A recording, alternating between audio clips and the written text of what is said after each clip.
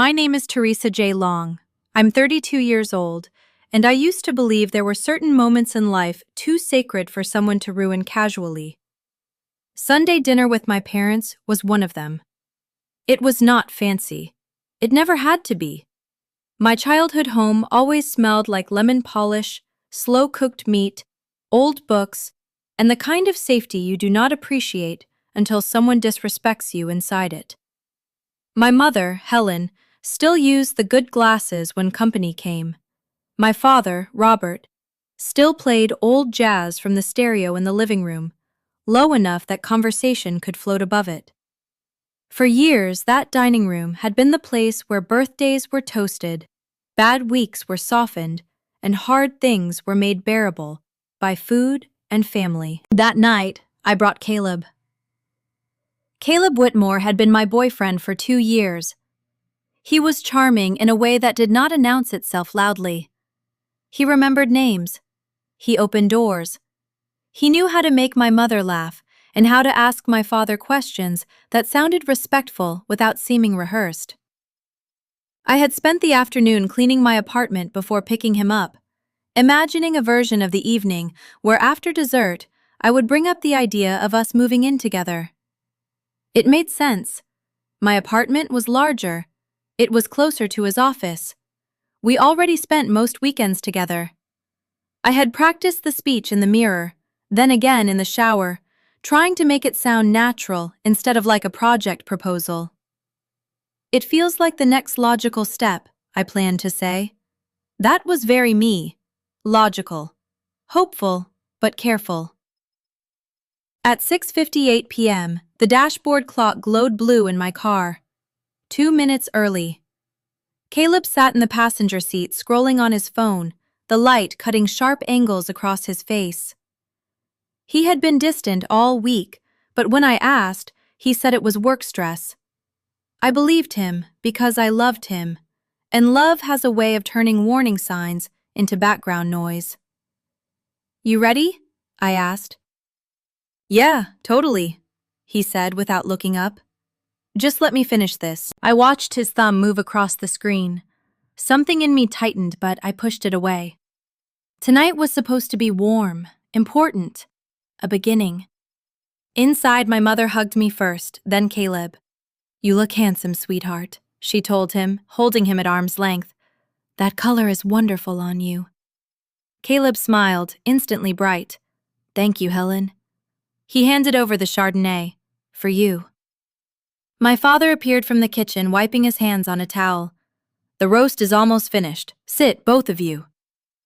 We settled in the living room. Caleb sat close to me on the sofa, his knee brushing mine, his hand resting lightly near my wrist. Sinatra played softly. My parents looked happy. I let myself relax. Dinner was my father's pot roast, carrots and potatoes, cooked until they were almost sweet. The conversation moved easily. Dad asked me about the new software rollout at work. Mom asked Caleb about the charity gala his company had sponsored. Caleb answered beautifully, hands moving as he described silent auctions, venue lighting, and a weekend ski package to Aspen that he joked he almost stole for himself. Everyone laughed. He looked luminous under the dining room light, confident, warm. The man I thought I knew. I watched him and felt that quiet, foolish contentment of someone standing close to a future she thinks is already opening. Then my mother poured more wine and asked the question I had been waiting for. "So, you two," she said, smiling gently. "We do not want to pry, but are there any big plans on the horizon? You seem so wonderfully settled." My heart skipped. There it was, the opening. Under the table, Caleb's hand found mine. His fingers were cool. I thought it was reassurance, a private squeeze before we stepped into the next chapter. I opened my mouth to begin, but Caleb spoke first. "You know, Helen, that's such a great question." His tone had changed, softer, philosophical, almost theatrical. He looked from my mother to my father, then down at our joined hands resting against the tablecloth. He gave my hand a small pat, the kind you give a child for behaving well. Teresa is probably the sweetest woman I've ever known, he said. Truly, she's kind, loyal, stable. Stable. He said it like a medical diagnosis, with good long-term management. I felt the first cold drop of dread slide through my stomach. She's like this perfect, cozy fireplace, Caleb continued, smiling faintly, as if he had just created a beautiful metaphor instead of placing me gently beneath him. But I'm at a point in my life where I need to be sure about everything. I mean, I'm still young enough to want more experiences. I owe it to myself to keep exploring my options. The room did not explode. It sharpened. I saw the tiny crack in the glaze of my plate. I saw my mother's smile collapse by degrees. I saw my father's fork stop halfway between plate and mouth. I felt Caleb's hand on mine, heavy and public, and suddenly unbearable. Exploring my options. He had just told my parents, the two people who loved me most, that I was a placeholder. Safe, sweet, useful. A warm fireplace while he wandered outside looking for wildfire. Slowly, I slid my hand out from under his. The scrape of my chair against the hard wood sounded like a gunshot. I stood. Caleb looked up, confusion finally breaking through his performance. Teresa? I looked at my parents. My mother's eyes were wet. My father's jaw was locked, but he gave me the smallest nod. We should go, I said. My voice did not shake. Caleb blinked. What are you doing? We're leaving. I picked up my purse, then his coat from the back of the chair.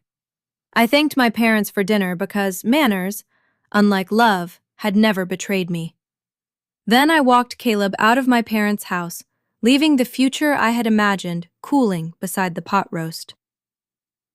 The cold night air hit us the second we stepped outside, and for one brief moment, Caleb looked less like a man who had made a philosophical statement at dinner, and more like a man who had just realized the table had not applauded him for it. My parents' front porch light threw a yellow circle around us.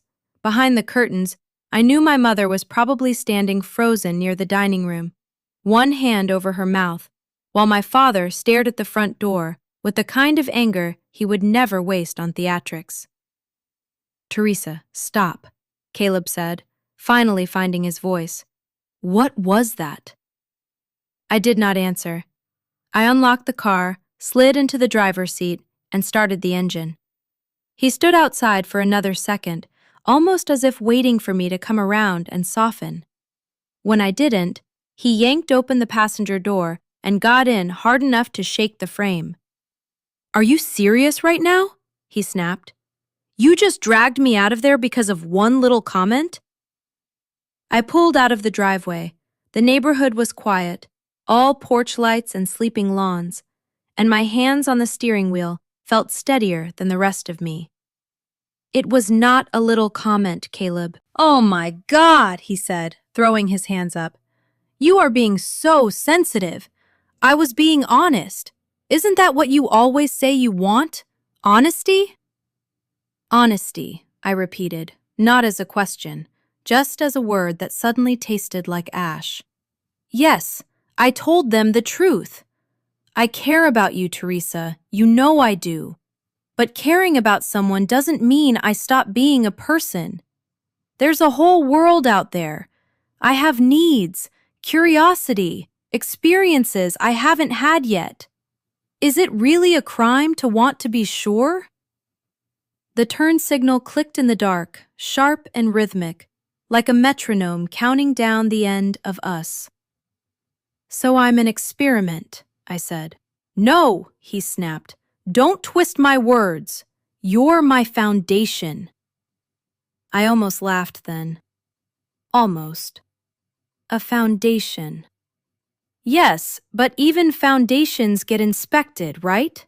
You don't just build on one without making sure it can handle what comes next. The metaphor was so selfish, so perfectly dressed in his borrowed maturity, that it nearly broke through the numbness. Nearly. I gripped the steering wheel tighter and kept my eyes on the road.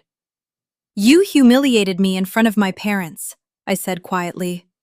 You reduced 2 years of my life to a trial run. I did not. You're catastrophizing. Your parents love me. They understood what I meant. They looked horrified. They looked surprised because you made it dramatic, he shot back. You always want everything to fit into this perfect planned little life. Move in, settle down, predictable dinners, predictable mornings.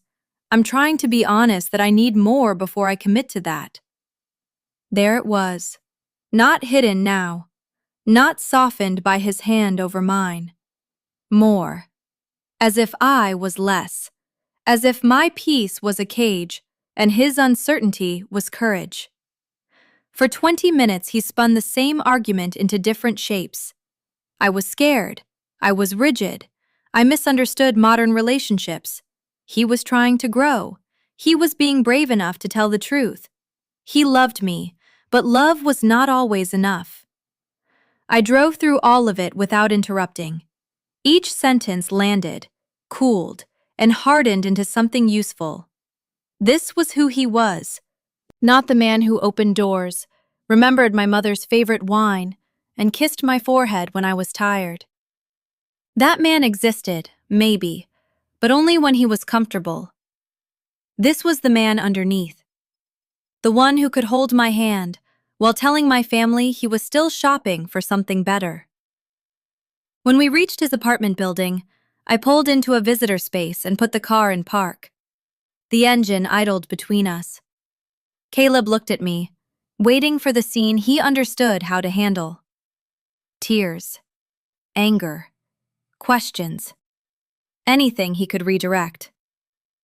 I unbuckled my seatbelt, got out, walked around the car, and opened his door. A final automatic courtesy. He stepped out slowly, searching my face. Teresa, talk to me, please. I looked at the man I had almost asked to share my home, my future, my quiet mornings. And for the first time all night, I felt something clean pass through me. Not hatred, not even heartbreak, just distance. He reached for my arm. I stepped back. That small movement scared him more than anything I had said. Teresa, he whispered. I met his eyes. You're free to explore now. His mouth opened, but nothing useful came out. I got back into the car, closed the door, and drove away while he stood on the curb with one hand still half raised. With every block, the weight in the car loosened. The silence beside me was no longer waiting for Caleb's excuses. It belonged to me. When I got home, my apartment felt different. Before, the quiet had been a space waiting for his key, his laugh, his opinions. Now it was active, protective, mine. My phone buzzed. Mom. I answered. Teresa, honey, are you okay? I'm okay, I said, surprising myself because my voice sounded true. It's over. A pause full of everything a mother wants to say and knows she should not. We're here. I know. After we hung up, I opened Caleb's contact. His photo was from a beach weekend, smiling into the sun like a man with no doubts. I blocked the number. Then Instagram, Facebook, Spotify. Every little digital thread. It took less than 3 minutes. I was not erasing love. I was decontaminating my life. The first night after I blocked Caleb, I slept like my body had been waiting for permission to stop bracing. No dreams, no midnight panic, no reaching across the bed for a phone that might light up with his name. Just darkness, heavy and complete. The second night, I woke at 3 a.m. with his voice replaying in my head. Sweet, stable, cozy fireplace, exploring my options. I lay there staring at the ceiling while the words moved through me like cold water. But something strange happened. They did not destroy me. They clarified me. I thought about my mother's shattered smile, my father's frozen fork, Caleb's hand patting mine while he publicly reduced me to a safe backup plan. I let the humiliation come. I did not fight it. I observed it, the way you study a dangerous sample under glass. By dawn, the worst of it had passed. Not healed, not forgotten, logged. I went to work the next morning. I answered emails. I attended meetings. I reviewing code, fixed a broken deployment, and ate lunch at my desk. The world kept moving, which felt almost insulting at first, then merciful. My hands still knew what to do. My brain still worked. Caleb had embarrassed me, but he had not taken my competence with him. After 5, the real rebuilding began. I joined a gym, not the casual kind with pastel walls and smoothie posters, but a serious place with heavy bags, iron racks, and trainers who did not care about your heartbreak as long as your form was wrong. I hired one for 3 sessions because I knew nothing and did not want to injure myself pretending. The first time I deadlifted a weight that felt impossible, my muscles shaking, my palms burning, I thought of Caleb calling me stable like it was something dull. I locked out the lift anyway. When the plates hit the floor, the sound went through me like a verdict. I told my friends in one group text, "Caleb and I are done. No drama, different paths." They offered drinks, venting, revenge plans. I declined most of it. I did call Mariah, an old college friend who had moved back to the city the year before. We met for burgers and beer. She did not make me perform pain for her. We talked about her terrible marketing job, the new sci-fi show we both loved, and a waiter who kept calling every sauce artisan with alarming confidence. It was easy, normal. Friendship without emotional interrogation. I enrolled in an online certification course I had delayed for a year. Suddenly, my evenings had architecture. Gym, shower, study, cook. I learned to make pan-seared salmon with crisp skin. I perfected a garlic cream sauce. I ate at my kitchen island, listening to history podcasts, and the meals tasted better because no part of me was waiting for Caleb to approve them. Weeks became months. The sharp sting of that dinner softened into a fact. Ugly, but no longer alive enough to bite. When I thought of him, it was not with longing. It was with distance. Caleb had made a choice. I had accepted it. The first whisper of karma came on a rainy Tuesday. I was meeting Mariah for coffee, and she arrived late, sliding into the booth with that careful expression people wear when carrying gossip they are trying to pretend is concern. "What?" I asked. She sighed. "I wasn't going to say anything, but Caleb's new situation is apparently intense." I said nothing. My silence gave her permission without begging for details. "Her name is Jasmine, some entrepreneur type, flashy, online boutique, luxury retreats, rented sports cars, that whole vibe. I guess she's the option he was exploring." I took a sip of coffee. Mariah watched me. From what I hear, it's chaos. One week they're in Vegas, the next he's spiraling because she doesn't do labels. Then they're posting matching champagne glasses. Then he's deleting everything. His friends are exhausted. A small ripple moved through me. Not jealousy, not satisfaction. Recognition. Caleb had wanted fire because my warmth bored him. Now he was learning that fire consumes whatever stands too close. I said. Mariah laughed softly. "That's it? She wanted excitement," I said, then corrected myself. He wanted excitement. Sounds like he found it. Mariah shook her head. "You're different." "Am I?" The old Teresa would have asked if he was okay. She was right. The old Teresa had died politely at my parents' dining table and left behind someone quieter, stronger, less available for emotional rescue missions. "I'm not responsible for his choices," I said. It was the simplest truth I had spoken in months. Outside, Rain streaked the glass. Inside, my coffee was warm, my hands were steady, and for the first time, Caleb's chaos felt very far away. A year passed before Caleb reached for me directly. By then, the certification was on my profile, my salary had increased, and my body had changed in ways that made me feel less decorative and more inhabited.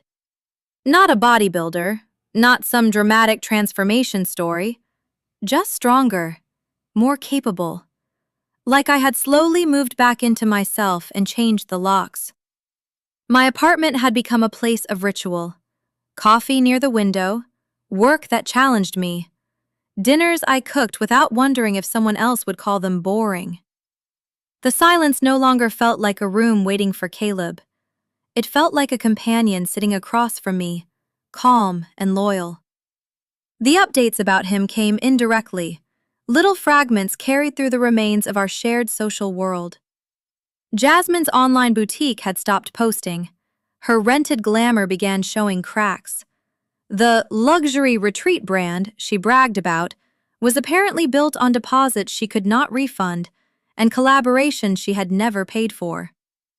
A local business forum had comments from people calling her a scammer. Caleb had lent her money, then more money, then pretended he had not when friends asked why he looked exhausted.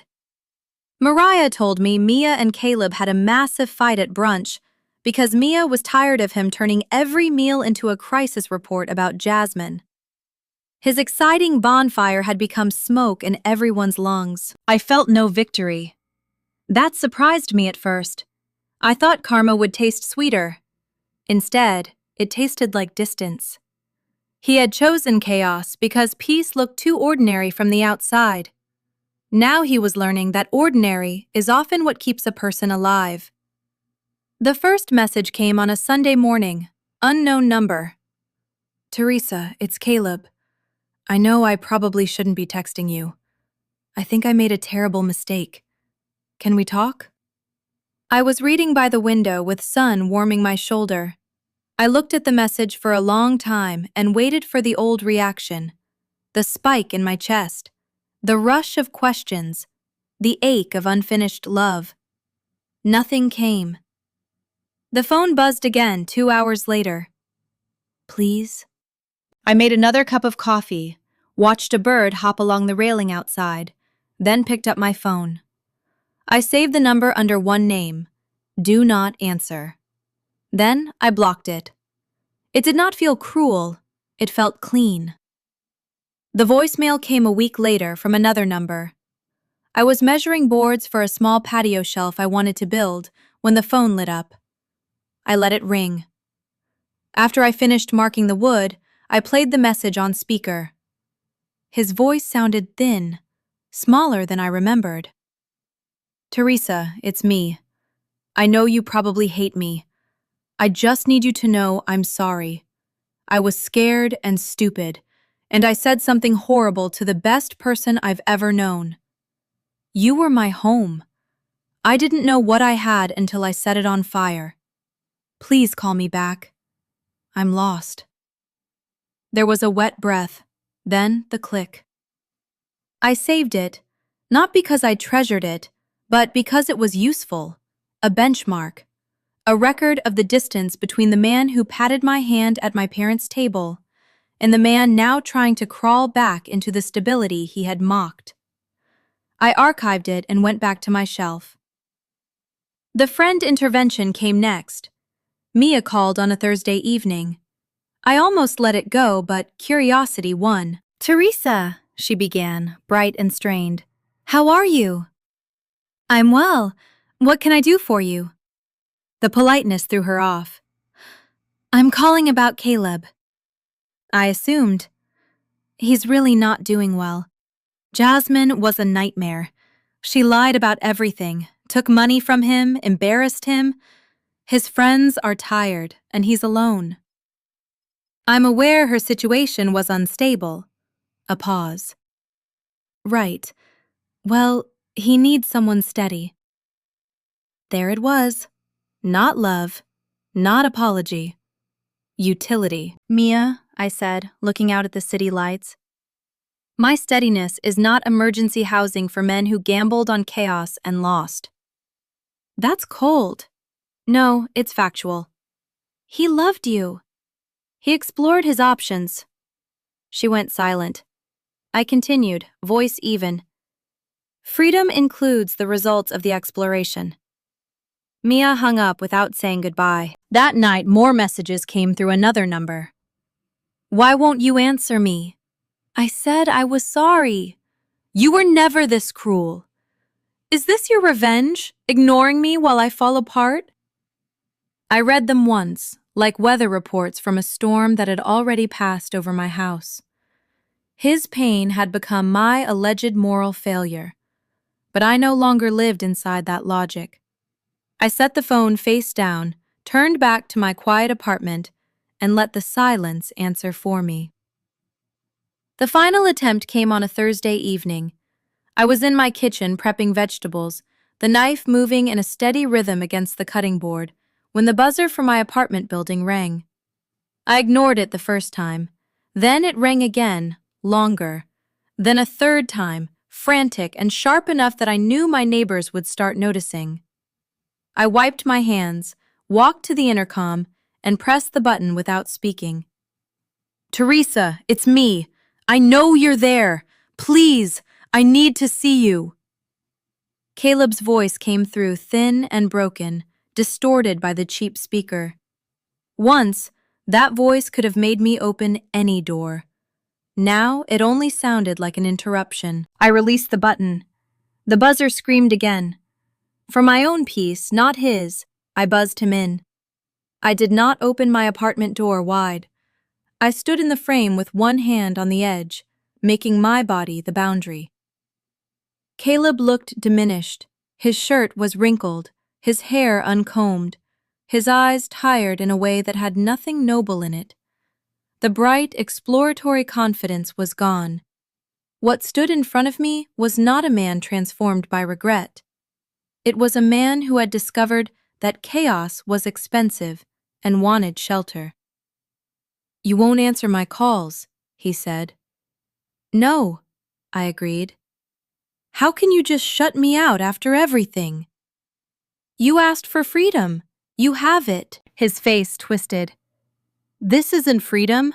I'm hurting, Teresa. Jasmine lied about everything. She took my money. My friends are tired of me. I have nothing. I stayed silent. Not to punish him, because none of that created an obligation in me. He stepped closer. Don't you see? It was a mistake.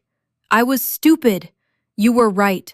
Stable is good. Sweet is good. You were my home. I want to come home. Home. There it was. Not love, not accountability. A requisition order for the life he had publicly dismissed at my parents' table. This is not your home, I said. His tears dried quickly. The grief vanished, replaced by the old frustration he used whenever charm failed. You were never this cold. What's wrong with you? Did I break you that badly? I said I was sorry. What more do you want from me? That was when I saw him clearly. He was not sorry for humiliating me. He was sorry his better option had turned out worse. He wanted forgiveness because he needed somewhere soft to land. I don't want anything from you, Caleb, I said. Not a thing. The simplicity of it emptied the hallway. He opened his mouth, but nothing came out. Goodbye, I said. Then I closed the door. I heard one muffled sob, then footsteps fading toward the elevator. I returned to the kitchen, picked up my knife, and finished dicing the onion. The tears in my eyes were from the vegetable, nothing more. Months later, on a Saturday morning, sunlight poured through the glass canopy of the farmer's market. The air smelled like fresh bread, roasted coffee, and rain-washed strawberries. I held a woven basket in one hand and Samuel's hand in the other. Samuel was a landscape architect I had met through a work project. He was calm, grounded, and kind, without making kindness feel like a performance. We had been dating for 4 months, and everything about him felt mutual. Easy did not mean empty. Quiet did not mean boring. I had learned that too late for Caleb, but just in time for myself. Samuel and I were debating heirloom tomatoes when I felt someone watching me. Caleb stood near a flower stall with a paper coffee cup in his hand. He looked put together, but strained, like a shirt buttoned wrong under a jacket. His eyes moved from me to Samuel, then to our joined hands. Loss crossed his face first, then envy, then calculation. Samuel followed my gaze. "Someone you know?" "Someone I used to know," I said. Caleb came toward us anyway. "Teresa." "Hi, Caleb." He glanced at Samuel, then back at me. "Can we get coffee sometime? Just talk as friends?" "No," I said. His face cracked. "Why are you doing this? I said I was sorry.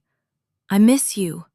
I miss us." I took a slow breath, basil and soil filling my lungs. Then I looked at him and told the cleanest truth I had. "I don't think about you." It was not meant to wound. It was a report from a life he no longer occupied. "This is Samuel," I said. "We're in the middle of our day. I wish you well, Caleb.